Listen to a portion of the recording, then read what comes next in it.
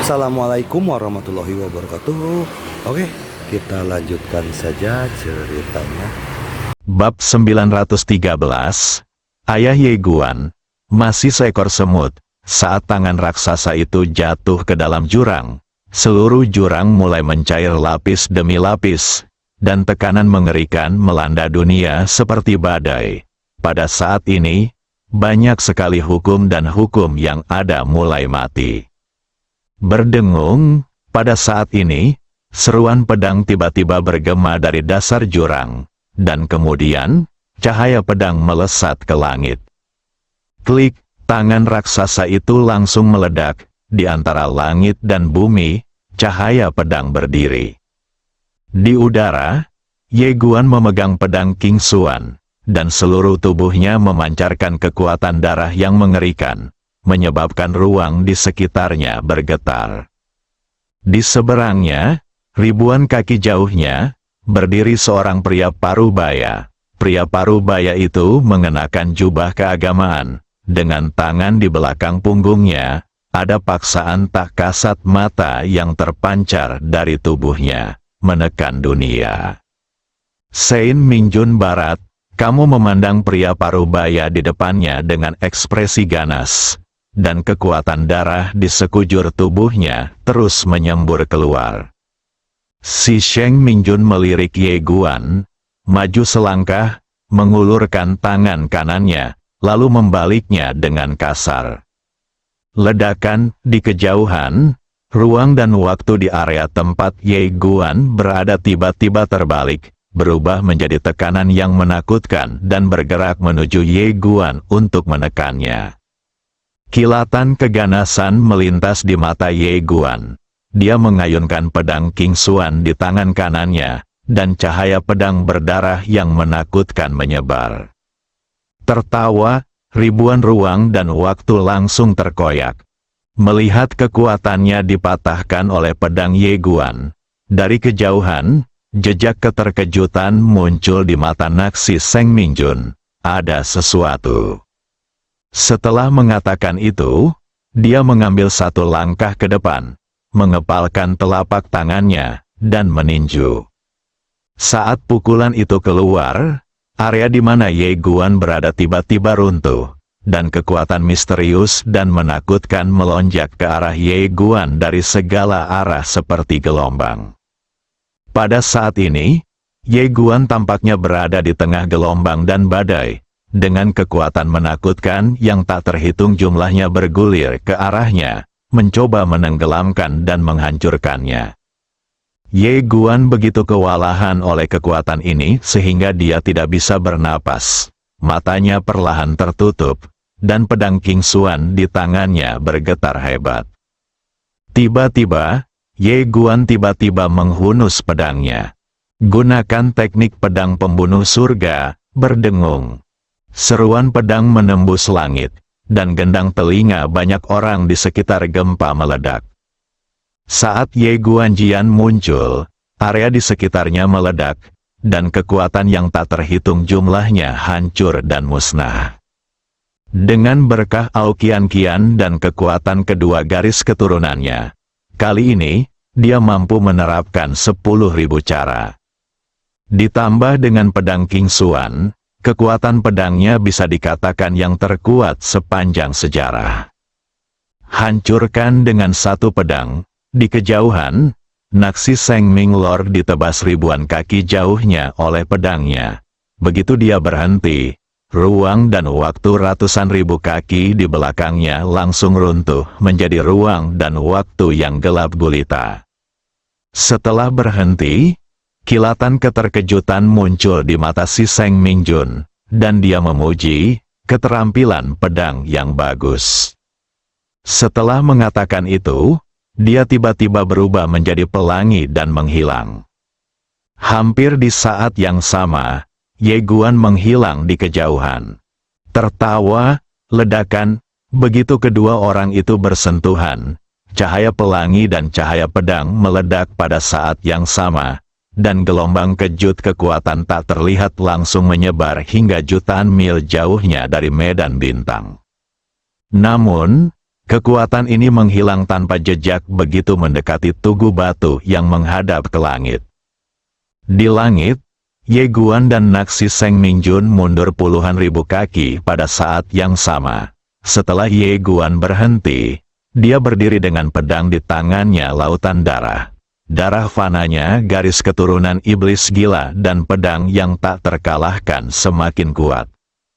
Semakin banyak Anda bertarung, semakin kuat Anda jadinya. Tak hanya itu, semakin sering dia berkelahi maka dia akan semakin gila dan kewarasannya pun semakin berkurang. Si Seng Mingjun menatap Ye Guan. Saat ini, dia tidak lagi merasa jijik. Tidak hanya itu, dia juga mengalami sakit kepala. Karena sebagian dari kekuatan Tao miliknya tidak berpengaruh sama sekali saat menghadapi pedang Ye Guan. Hancurkan dengan satu pedang. Jika dia ingin membunuh pendekar pedang muda di depannya, dia hanya bisa menggunakan kekuatan yang paling murni. Terlebih lagi, dia tidak berani agresif terhadap Ye Guan. Pedang Ye Guan terlalu tajam dan akan rusak jika tidak cukup kuat. Si Seng Mingjun menarik napas dalam-dalam lalu membuka telapak tangannya. Ledakan di antara langit dan bumi. Guntur ilahi yang berdarah jatuh lurus ke bawah dan tergantung di telapak tangannya. Dia tiba-tiba menjabat tangan kanannya, dan guntur ilahi yang berdarah itu berubah menjadi pistol darah. Di dalam kedai, Kaisar Zhou tersenyum dan berkata, "Tombak kesengsaraan darah, ini menarik, orang suci barat ini benar-benar menundukkan ribuan kesengsaraan darah di Minghai, dan kemudian menempa senjatanya sendiri." Tian Wuxin sedikit penasaran, kesengsaraan darah. Kaisar Zhou mengangguk, menyesap gelas anggur di depannya, dan kemudian menjelaskan, ini mirip dengan kesengsaraan kosmik. Tetapi kesengsaraan kosmik Minghai jauh lebih kuat daripada kesengsaraan kosmik biasa. Singkatnya, jika dia tombak digunakan untuk melawan musuh sendirian, kekuatannya setara dengan orang kuat yang tidak memiliki kelembapan. Melihat gelas anggur di depan Kaisar Zhou kosong, Tian Wuxin buru-buru melangkah maju, lalu mengambil gelas anggur itu dan dengan hati-hati mengisinya untuk Kaisar Zhou. Lalu menyingkir dengan hormat dan berdiri di samping. Kaisar Zhou menoleh untuk melihat ke langit dan berkata sambil tersenyum, "Si Seng benar-benar telah menciptakan api yang nyata." Di langit, Lord Si Seng Ming menatap Ye Guan tanpa basa-basi. Dia tiba-tiba mengambil langkah ke depan dan menusuk dengan tombak. Tertawa, tombak ini ditusukkan. Dan tombak kesengsaraan muncul di seluruh langit. Tekanan kesengsaraan kosmik yang mengerikan menyapu langit dalam sekejap, dan seluruh domain pendakian langit mulai terbakar. Kekuatannya sangat menakutkan, beberapa orang kuat di sekitar merasa ngeri saat melihat pemandangan ini, dan mereka mundur dengan kasar, tidak berani mendekati area medan perang antara Ye Guan dan Si Seng Mingjun. Di kejauhan, kemarahan muncul di mata Ye Guan, dan dia tiba-tiba meraung. Boom booming, patung garis keturunan setinggi 1000 kaki tiba-tiba muncul dari belakangnya. Idola garis keturunan gila, di tangan patung garis keturunan iblis gila ini, dia memegang pedang King Xuan versi yang diperbesar. Ye Guan tiba-tiba meraung lagi, pemenggal kepala. Patung garis keturunan iblis gila itu memegang versi pedang King Xuan yang diperbesar dan mengayunkannya ke bawah dengan keras, dan energi pedang berwarna merah darah setinggi 100.000 kaki langsung melesat melintasi langit. Dengan pedang ini, semua kesengsaraan di dunia langsung hancur dan musnah. Energi pedang berwarna merah darah langsung menyerang di depan Si Seng Ming Lord. Si Seng Ming Lord menyipitkan matanya sedikit, memutar pergelangan tangannya, dan menusuk lagi. Ledakan, energi pedang berwarna merah darah langsung hancur oleh tembakan itu. Tetapi pada saat ini, cahaya pedang lain menyerang tepat ke arahnya. Cahaya dingin muncul di mata si Seng Mingjun, dan dia menusuk lagi. Ledakan, saat cahaya pedang meletus, si Seng Mingjun mundur dengan keras. Memotong, di lapangan, suara Ye Guan terdengar lagi, dan segera setelah itu, energi pedang merah darah sepanjang 10.000 kaki lainnya menyerang di depan Naksi Seng Ming Lord. Jejak keganasan muncul di mata si Seng Mingjun. Dia mengambil langkah ke depan, dan niat tombak yang tak terhitung jumlahnya keluar dari tubuhnya seperti air pasang garis keturunan. Bunuh idola itu. Tunjuk ke titik, ledakan. Saat ledakan yang memekakkan telinga bergema dari langit dan bumi, energi pedang dan cahaya senjata yang menakutkan terus bergetar seperti gelombang air. Kecuali daoji dan tablet batu pendakian surgawi, seluruh domain pendakian surgawi benar-benar runtuh dan dimusnahkan pada saat ini. Meskipun kekuatan kedua orang itu memusnahkan seluruh domain Deng Tian, mereka tidak dapat mendekati kedua tempat ini, yang mengejutkan beberapa orang dalam kegelapan. Di area ruang waktu yang dipenuhi dengan cahaya senjata dan energi pedang yang tak ada habisnya, Ye Guan dan Naksi Seng Mingjun mundur dengan keras pada saat yang bersamaan. Begitu Ye Guan berhenti, gambar virtual di belakangnya langsung hancur, tapi tidak dimusnahkan, tapi berubah menjadi darah yang tak terhitung jumlahnya dan dituangkan ke tubuh Ye Guan. Ledakan, aura Ye Guan tiba-tiba melonjak, semakin kuat. Melihat pemandangan ini, Tian Wuxin di kedai di bawah tiba-tiba mengerutkan kening dalam-dalam. Garis keturunan ini. Kaisar Zhou tersenyum dan berkata, sepertinya ayah Tuan Ye sebenarnya bukan orang biasa. Tian Wuxin membungkuk sedikit dan buru-buru berkata, bagi Kaisar Tao, dia masih seperti semut. Kaisar Zhou tertawa dan tidak membantah, karena apa yang dikatakannya adalah kebenaran. Tian Wuxin mengangkat kepalanya dan menatap Ye Guan di kejauhan, lalu matanya perlahan tertutup. Di hadapan Kaisar Zhou Dao, segala perlawanan dari Ye Guan seperti badut, tidak ada artinya. Di langit, setelah Naksi Seng Mingjun berhenti, dia melihat tombak kesengsaraan darah di tangannya. Si Seng Mingjun mengerutkan kening dalam-dalam, dia menatap pedang King Xuan di tangan Ye Guan di kejauhan. Ada sedikit rasa tidak percaya di matanya, bahkan senjata perampokan tingkat Dao tidak dapat menahan pedang ini. Apakah ini pedang yang membuka jalan? Setelah membaca ini, ekspresi si Seng Mingjun tiba-tiba menjadi lebih serius. Setelah pertempuran, dia tidak lagi meremehkan Ye Guan di depannya. Kekuatan dari kultivator pedang muda ini jauh melebihi ekspektasinya. Hal yang paling menakutkan adalah bahwa kultivator pedang muda ini hanya berada pada tingkat ketuhanan yang ke-10 ini adalah wilayah Tao.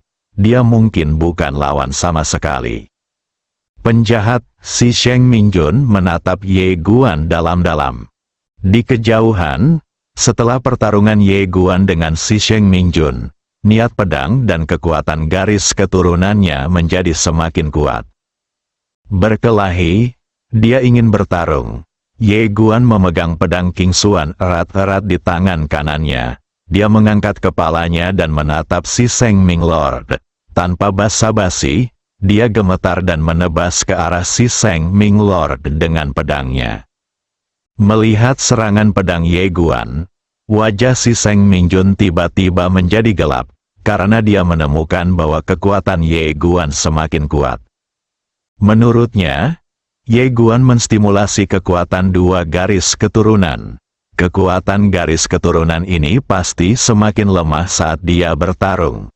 Bagaimanapun, dia telah meningkatkan kekuatannya secara signifikan dalam waktu singkat cerukan. Pasti semakin banyak Anda bertarung, Anda akan semakin lemah.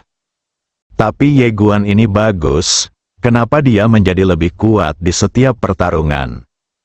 Tidak ada waktu untuk berpikir terlalu banyak, karena Ye Guan telah membunuhnya. Si Sheng Mingjun menarik kembali pikirannya, tubuhnya gemetar, dan dia berubah menjadi tombak dan membunuhnya. Segera, suara mengerikan dari tubuh yang meledak dan suara pedang terdengar antara langit dan bumi. Pada saat ini, keduanya menunjukkan api mereka yang sebenarnya, memamerkan kekuatan magis mereka dan mencoba membunuh satu sama lain. Dalam kegelapan, Najimolan memandang Ye Guan di kejauhan, berpikir dalam diam. Harus dikatakan bahwa dia sangat terkejut sekarang. Karena dia tidak menyangka Ye Guan akan memiliki begitu banyak orang yang membantunya, dia juga tidak menyangka bahwa kekuatan Ye Guan akan begitu menakutkan, dan bahwa dia bisa terikat erat dengan pembangkit tenaga listrik alam pembukaan Dao teratas. Anda tahu, Ye Guancai berada dalam kondisi ketuhanan 100%. Jika dia mencapai ranah pembuka jalan, siapa yang bisa menjadi lawannya? Tangan Jimo Lan Yu perlahan menegang. Saat ini, dia sebenarnya lebih cenderung memilih Ye Guan, karena pemuda ini memiliki potensi besar dan layak untuk diinvestasikan. Tapi tak lama kemudian, dia sepertinya memikirkan sesuatu, dan menoleh untuk melihat ke kedai minuman. Sampai saat ini, Kaisar Zhou Dao belum mengambil tindakan apapun. Kaisar Zhou, wajah Jimo Lan menjadi gelap, dan intuisinya memberitahunya bahwa Kaisar Zhou Dao belum mengerahkan kekuatannya. Terlebih lagi, ada aliansi jahat di balik Kaisar Zhou Dao ini. Jimo Lan menoleh dan melirik ke arah Ye Guan dengan ekspresi yang rumit. Dia dilahirkan di keluarga besar dan tahu betul bahwa berkali-kali, tanpa keluarga yang kuat untuk diandalkan, bakat pribadi, tidak peduli betapa jahatnya mereka, tidak punya arti. Karena ketika dia masih muda, dia juga bertemu dengan beberapa teman kultivator biasa, beberapa di antaranya bahkan lebih berbakat darinya, tetapi sekarang, teman-teman itu telah menghilang. Tidak ada yang berhasil sampai akhir kecuali dia.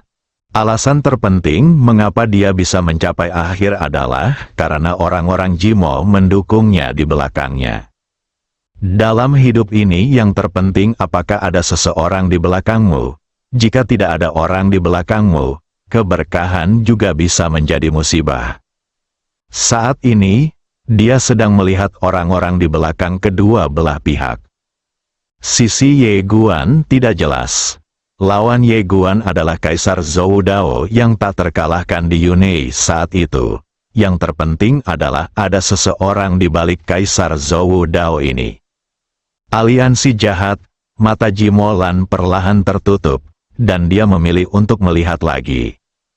Tunggu sampai orang-orang di belakang Ye Guan keluar sebelum memutuskan apakah akan membantu atau tidak. Bab 914, saya tidak mampu menyinggung siapapun yang bernama Ye. Di dalam kedai, Kaisar Dao Zhou meminum anggur dengan beberapa tumpukan lauk pauk di depannya.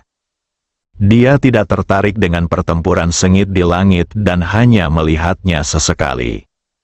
Sisa kekuatan yang dihasilkan oleh pertarungan Ye Guan dengan si Sheng Mingjun sangat kuat, tetapi energi pedang dan cahaya senjata akan menghilang secara diam-diam setiap kali dia mendekati jalan ini.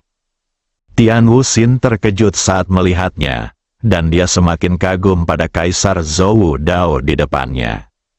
Karena dia tahu bahwa alasan mengapa kekuatan Ye Guan dan keduanya tidak dapat mempengaruhi ini semua karena Kaisar Zhou Dao. Paha ini perlu dipeluk dengan baik. Melihat gelas anggur Kaisar Zhou kosong, Tian Wuxin buru-buru berjalan mendekat dan menuangkan anggur dengan hormat. Kaisar Zhou tersenyum dan berkata, "Sungguh tidak sopan jika seorang biksu tahu menuangkan anggur untuk saya." Tian Wuxin berkata dengan tergesa-gesa, Ini adalah kehormatan saya.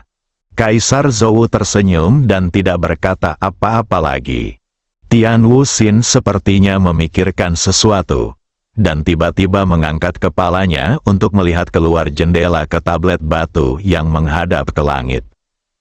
Tian Wuxin berkata dengan rasa ingin tahu, "Senior, apakah memang ada jalan yang bagus di surga ke-9 ini?" Kaisar Dao Zhou mengangkat kepalanya dan menatap ke-9 surga, dan berkata sambil tersenyum, "Seharusnya ada." Tian Wuxin sedikit mengernyit, kalau begitu pihak lain tidak mau keluar untuk menghentikannya. Kaisar Zhou tersenyum dan tidak berkata apa-apa.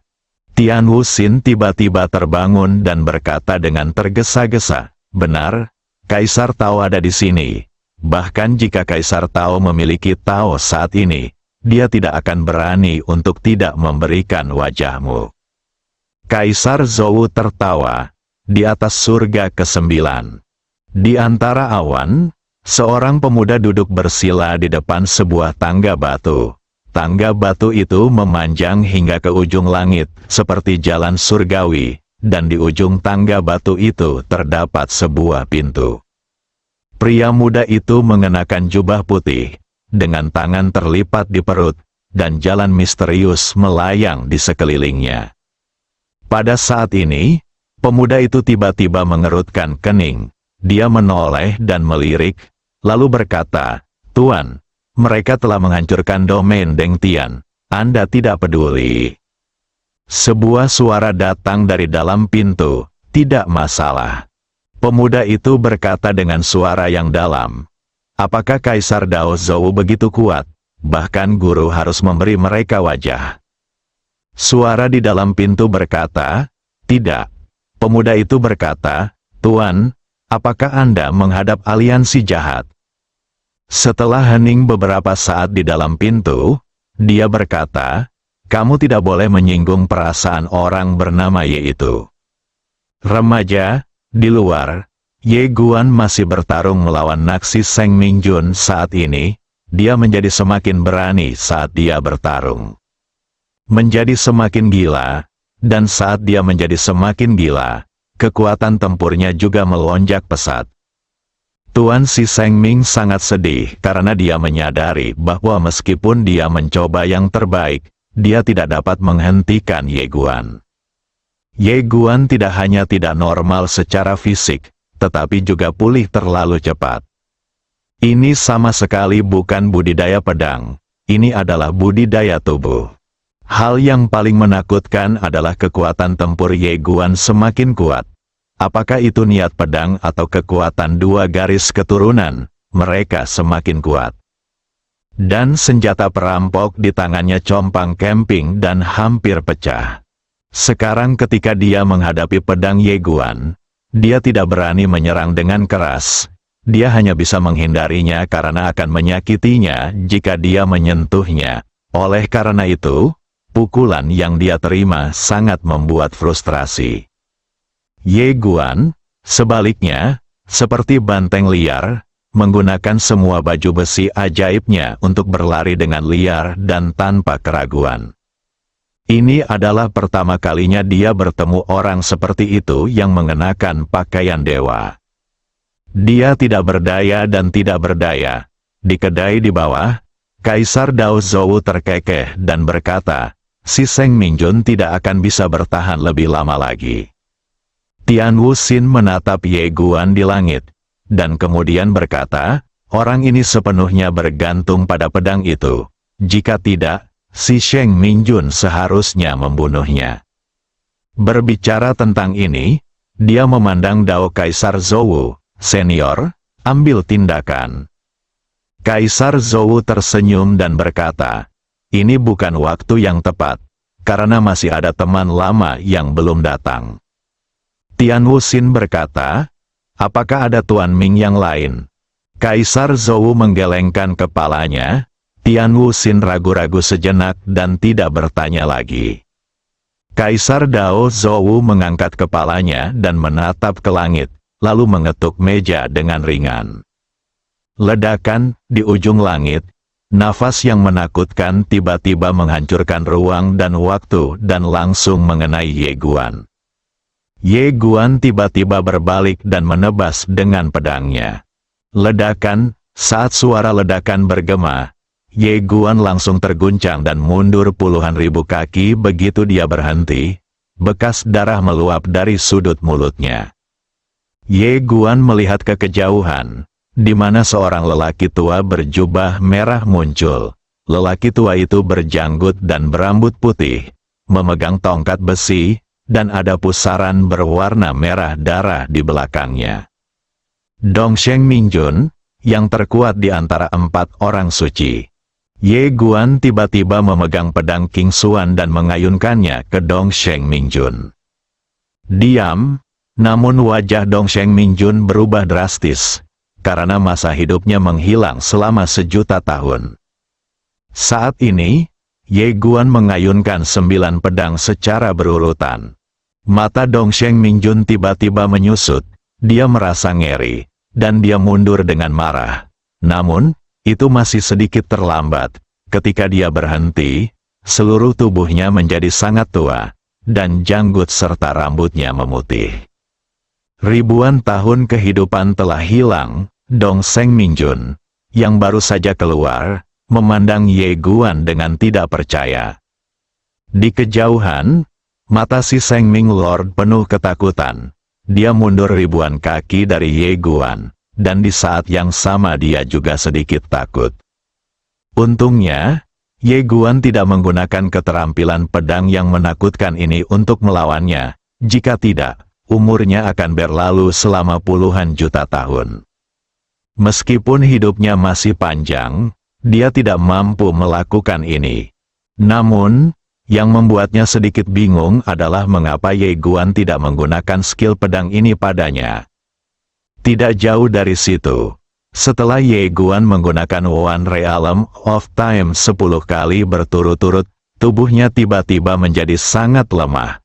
Alasan utama mengapa dia menggunakan Realm of Time ini pada Dongsheng Mingjun adalah karena dia melihat bahwa dia lebih tua.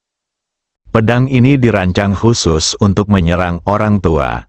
Ye Guan tidak menghunus pedangnya lagi, tapi diam-diam mengambil kristal abadi dan dengan cepat memperbaiki tubuhnya. Bahkan dengan restu Ao Qian Qian, menembakkan 10 pedang berturut-turut masih terlalu berlebihan. Jika dia bisa menembakkan ratusan pedang berturut-turut, dia bisa membunuh seorang Tao dengan umur penuh dalam hitungan detik. Namun, dia masih belum bisa melakukannya dengan kekuatannya saat ini. Di kejauhan, Sein Mingjun Timur dan Sein Mingjun Barat merasa takut, sehingga mereka tidak berani mengambil tindakan untuk sementara waktu. Mereka semua takut terpotong oleh pedang Ye Guan. Justru karena alasan inilah, meskipun mereka berdua tahu bahwa Ye Guan sedang menyembuhkan lukanya, mereka tidak berani naik. Mereka datang ke sini terutama untuk menghibur Kaisar Dao Zhou, bukan untuk memperjuangkan Kaisar Dao Zhou. Saya pikir itu mudah untuk ditangkap, tetapi saya tidak menyangka tulang Ye Guan begitu keras. Sungguh suatu kerugian. Pecundang terbesar adalah Dongsheng Mingjun yang baru saja keluar. Wajahnya sangat jelek. Umurnya tidak lama. Tapi sekarang, Ye Guan telah memotong puluhan juta tahun kehidupan, dan jantungnya berdarah. Di kejauhan, mata Ye Guan perlahan tertutup, dan tangan kirinya mengepal. Karena pertarungan, kekuatan darah di sekitarnya semakin kuat, terutama darah gila, yang mulai mempengaruhi kewarasannya. Semakin gila iblisnya, semakin kuat, Ye Guan menarik napas dalam-dalam, menatap dua raja dunia bawah di kejauhan. Ayo lagi.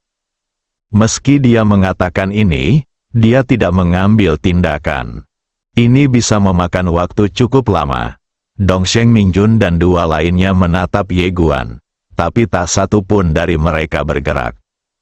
Di bawah, di dalam kedai, Kaisar Zhou tersenyum.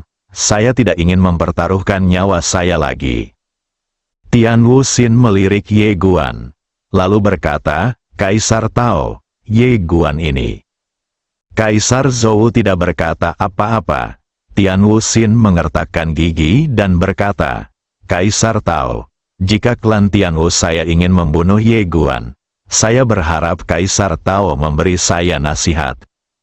Kaisar Dao Zhou tidak berbicara, tetapi melebarkan wajahnya, dan sebuah gulungan terbang di depan Wuxin hari itu. Ketika Tian Wuxin melihat kata-kata di gulungan itu, dia langsung gembira. Zhou Jing, keterampilan nomor 1 di era Zhou.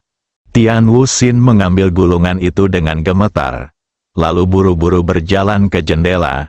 Dia membuka telapak tangannya, dan perintah Tianwu tiba-tiba naik ke langit.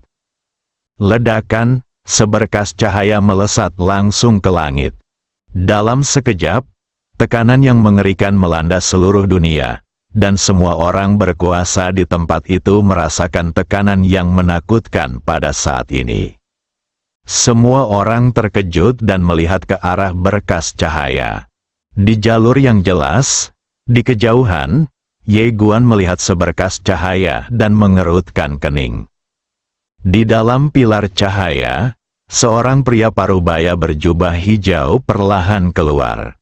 Pria parubaya itu memiliki syal rambut panjang, dan dia memiliki temperamen yang anggun, seperti seorang sarjana.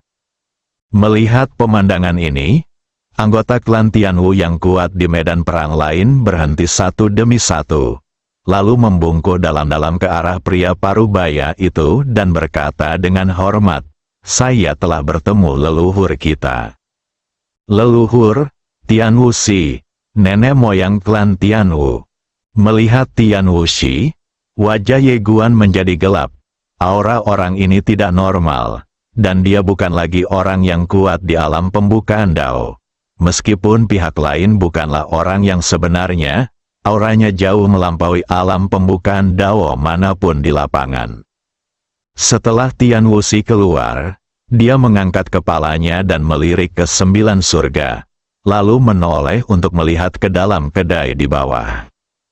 Kaisar Zhou tersenyum dan berkata, "Saya tidak pernah menyangka kita akan bertemu lagi dengan cara seperti ini." Sedikit kerumitan muncul di mata Tian Wuxi.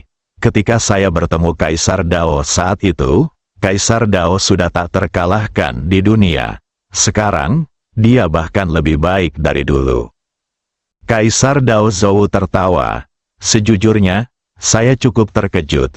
Saya baru saja memberi Anda beberapa nasihat acak saat itu, dan Anda mampu menembus batasan Anda sendiri dan mencapai level yang benar-benar baru. Sungguh luar biasa." Tian Wuxi tersenyum tipis. "Saya akan selalu mengingat kebaikan saya di hati saya. Saya sangat menyesal tidak memiliki kesempatan untuk membalas budi Anda." Tian Wuxin buru-buru keluar dan membungkuk hormat. "Sekarang kita memiliki kesempatan ini." Berbicara tentang ini, dia melihat ke arah Ye Guan dari kejauhan. Tian Wuxi menoleh untuk melihat Ye Guan di kejauhan. Ketika dia melihat Ye Guan, dia mengerutkan kening, 3 garis keturunan khusus. Saat dia berbicara, ekspresinya tiba-tiba menjadi serius. Kamu memandang Tian Wuxi di depannya dan diam-diam berjaga. Setelah Tian Wuxi menatap Ye Guan untuk waktu yang lama, tatapan kompleks muncul di matanya, dan dia diam-diam berkata di dalam hatinya, "Orang ini jelas bukan orang biasa. Kali ini, klan Tianwu kita menentangnya. Aku tidak tahu apakah itu sebuah berkah atau kutukan. Lupakan saja. Begitu penyebab jahat muncul, hancurkanlah." Setelah Yan Nian mencapai titik ini, dia mengambil langkah maju dan langsung meninju Ye Guan. Di kejauhan, Ye Guan tidak tahu apa yang dia rasakan, dan pupil matanya tiba-tiba menyusut. Bersambung.